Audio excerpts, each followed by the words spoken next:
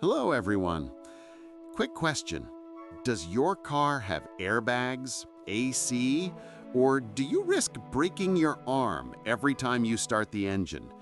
Today, we're comparing the absolute madness of early automobiles with the boring safety of modern cars. Buckle up if you have seatbelts. Disclaimer time. I am not a historian or an engineer. I'm just a geeky single guy who loves cars a bit too much. Some info here might be wrong. If you spot a mistake, please correct me in the comments. Gently, I cry easily. Modern cars are basically living rooms on wheels. They are quiet, comfy, and safe. You can sip a latte and listen to jazz without fearing for your life. It's almost too easy. But in the late 19th century, driving wasn't a commute, it was an extreme sport. A sport where the opponent was a mechanical death trap trying to kill you. Look at the Benz patent motor wagon. It's not a car. It's a sophisticated tricycle with a bomb attached. Roof? No. Doors? Those are for the weak. For early drivers, the first boss battle was just starting the engine. No keys, no buttons. You had to hand crank it like you were churning demonic butter. And if the engine kicked back, that crank handle would spin in reverse and snap your arm like a twig. A broken arm was basically a membership badge for early drivers. Today, you push a button. Boop! Done! It's so easy, it's insulting. You don't even get a workout anymore. Next problem, fuel. Gas stations didn't exist. You had to go to a pharmacy. Hello, I'd like 50 bottles of stain remover from my car, please. Now, gas stations are everywhere, like Starbucks. Or you charge your EV at home. No more awkward conversations with the pharmacist about your fluid needs. Roads? Where we're going, we don't need actually we did, but we didn't have them. It was just mud, rocks, and horse poop. Every drive was an unwanted off-road adventure. When it rained, your car became a very expensive paperweight. You'd have to pay a farmer to tow you out with his horse. The horse usually looked smug about it. Modern asphalt is a miracle. Smooth, flat, and non-sticky. We take it for granted, but honestly, we should worship the Department of Transportation. Need for speed? Early cars topped out at maybe 10 miles per hour. That's a brisk jog. Yet people screamed, "Slow down! The human body can't handle this velocity." Did they feel the wind in their hair? Yes, along with sand, rocks, and bugs in their teeth. No windshields meant you needed goggles just to keep your eyeballs moist. Today, 60 miles an hour feels like standing still. The cabin is silent, no bugs in your teeth. Sure, it's boring, but at least your commute isn't a source of protein anymore. Let's talk tires. Early ones were iron, wood, or solid rubber. Suspension? You didn't get springs, you had your spine. And yes, your spine hated you. Flat tires were a daily ritual. When pneumatic tires appeared, they popped if you looked at them wrong. Changing tires wasn't an emergency, it was a hobby. Modern tires last for years, and if you get a flat, you call for help and play Candy Crush in the AC while waiting. Truly, we are spoiled. In the UK, they had the Red Flag Act. A guy had to walk in front of your car waving a red flag. The speed limit was literally walking speed. Why even buy a car? Horses hated cars. They saw these loud, metallic monsters and went berserk. Driving a car made you the enemy of every horse within a 5-mile radius. Modern cars don't scare horses because, well, where are the horses? Now we just have deer, and deer aren't scared. They're just suicidal pedestrians with antlers. Steering wheel? wheels? Nope. Early cars used a tiller, like a boat. Turning was less precision handling and more polite suggestion. Taking a sharp turn required divine intervention. Power steering lets you turn with a pinky finger. If a 19th century driver saw this, they'd burn you at the stake for witchcraft. Brakes were optional suggestions applied only to the rear wheels. If you needed to stop quickly, your best bet was to aim for a soft bush or a haystack. Modern ABS brakes stop you instantly. We have conquered momentum. It's aggressive safety. Night driving, your headlights were acetylene lamps. Literally fire in a box.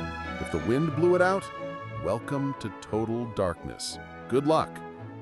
Lighting those lamps in the rain was torture. Modern LED headlights are so bright, they're basically portable suns. We are blindingly safe. Heating?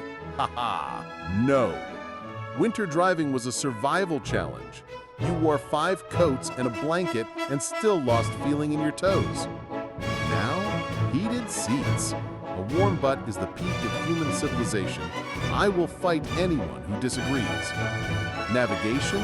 We had paper maps and gut instinct, which meant we spent 50% of the time lost in a field arguing with our passengers. No AI voice saying, "Turn right in 100 feet." Just your buddy in the passenger seat saying, "I think it's that way," while pointing at a lake. Then came Henry Ford and the Model T. Mass production. Suddenly, cars weren't just for rich weirdos. Regular people could buy their own death traps. Ford famously said, "Any color as long as it's black." It was a simpler time. You didn't have to choose between midnight blue and cosmic blue. Today, you can have any color. Yet, look at a parking lot. White, black, silver. Maybe Ford was right. We are boring creatures. Driving a Model T was like playing a church organ. 3 pedals, but none of them was the gas. It required a degree in puzzle solving just to move forward. The throttle was a lever on the wheel. If a modern driver tried this, they'd accidentally reverse into a grocery store within 5 seconds. Wipers were a game changer. Before them, you opened the window and got wet. Some people rubbed carrots on the glass to repel water. I wish I was joking. Early wipers were manual. You had to crank a handle while driving. Steering, shifting, cranking, you needed 3 hands. Automatic transmissions freed our left foot. Before that, shifting gears required double clutching. Driving was basically tap dancing while sitting down. Stalling the engine was publicly humiliating. You had to get out and crank it again while everyone behind you judged your life choices. Now, cars turn off automatically at lights to save fuel. Technology has finally validated our laziness. Safety, let's talk about it. Early cars were rolling coffins. Seatbelts? Nope. In a crash, the ejection system was just physics throwing you through the air. The dashboard was solid steel. If your head hit it, the dashboard won. Always. Modern cars are designed to crumple like a soda can to save you. The car dies so you can live. It's a noble sacrifice. Airbags. Exploding pillows that punch you in the face to save your life. It's aggressive love. Car audio? In 1905, the playlist was engine noise, wind howling, and passenger screaming. That's it. When radios appeared, people said, "It's too distracting." Now look at us. But seriously, put the phone down. Cup holders, the unsung hero. Before the 80s, you held your scalding coffee between your knees. That was a dangerous game to play with your sensitive areas.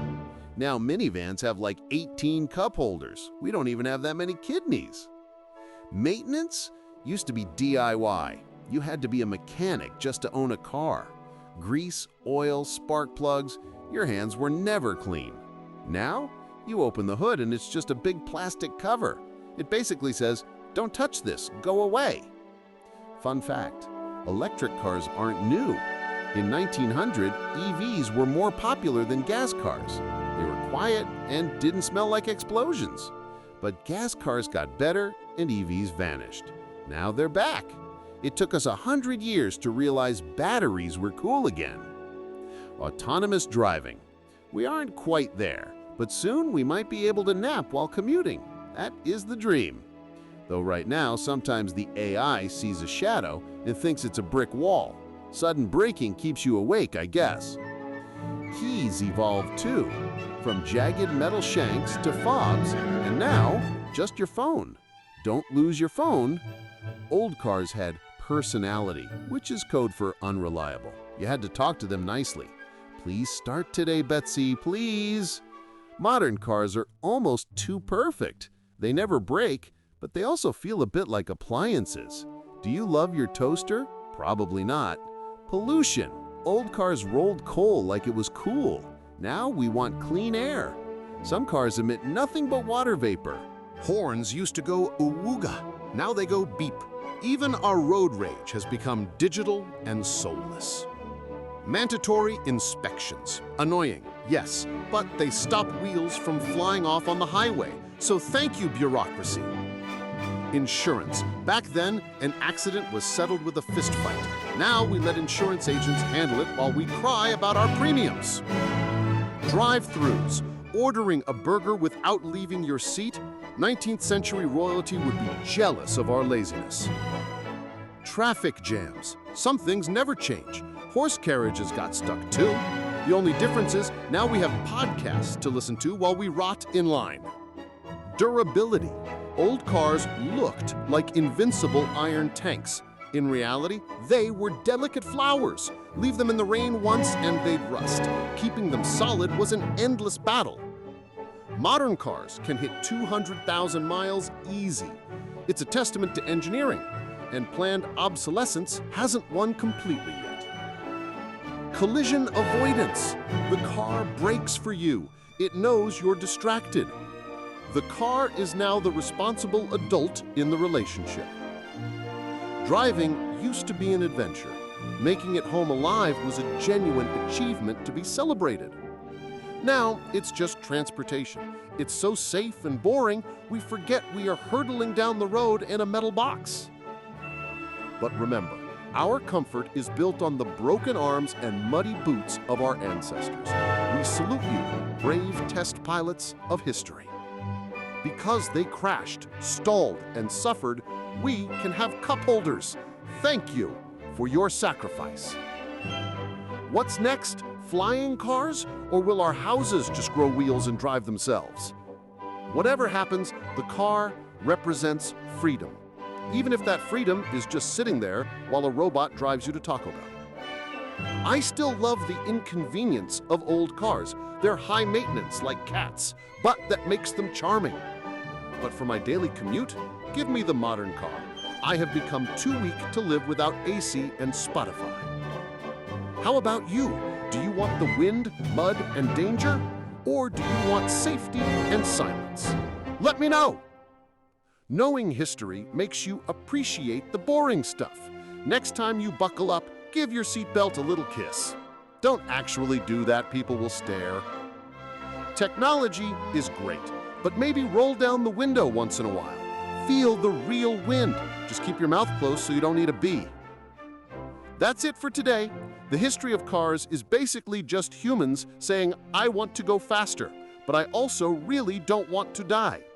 So next time you drive, enjoy the comfort and pour one out, figuratively, for the guys who broke their arms cranking engines so you didn't have to. Well, did you learn something? Did you laugh? If so, smash that like button. It's much easier than cranking a Model T engine, I promise. And don't forget to subscribe. It feeds my ego. It gives me the energy to make more weird videos for you. Leave a comment too. Tell me old cars rule, or you know nothing about cars. I read them all, usually, well, crying, just kidding. See you in the next video. Until then, drive safe, stay happy, and keep your eyes on the road. Goodbye.